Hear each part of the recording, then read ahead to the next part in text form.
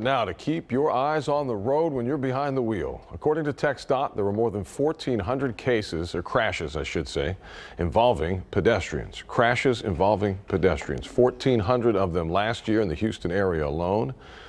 204 of them were deadly. Our area alone accounts for about 25% of deadly crashes in the state. Did last year. Now, with these statistics in mind, TxDOT is launching a statewide campaign. It's called Be Safe, Drive Smart. That's the campaign for this month, and to tell us more about why it's so important is Lisa Smith, who's here to share his personal story as well. Elliot, thanks for your time this morning. We do appreciate it, sir. Good morning. Thank you very much for having me. No easy way to talk about this, but your personal story. I understand you lost your wife, Lisa, in an auto pedestrian crash back in 2017. What happened? That's correct. She was walking our son Logan to school in the morning and in a crosswalk and was struck by a vehicle. They were both struck by a vehicle, and unfortunately Lisa passed away, and our son Logan was seriously injured. Did eventually recover from his injuries. That's great to know for your son. Can you tell us more about why this was important for you to share your story? I mean, obviously you want to have some kind of impact here. Well, the reality is that this accident was 100% avoidable.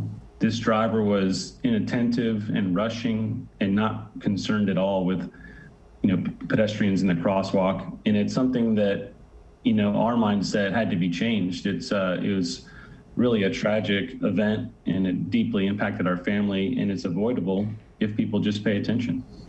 And what do you hope drivers take away from this campaign?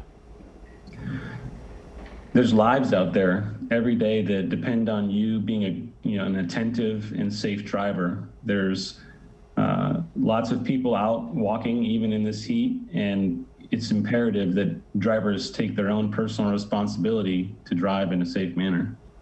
And when we look at this campaign, it addresses both drivers and pedestrians to kind of look out for each other. Is that the best way to kind of view this? It's a two-way street, pun intended. Pedestrians also have to follow some rules. For a pedestrian, you have to cross at an intersection or a crosswalk. You have to wait for the light to change, wait for the walk sign to change.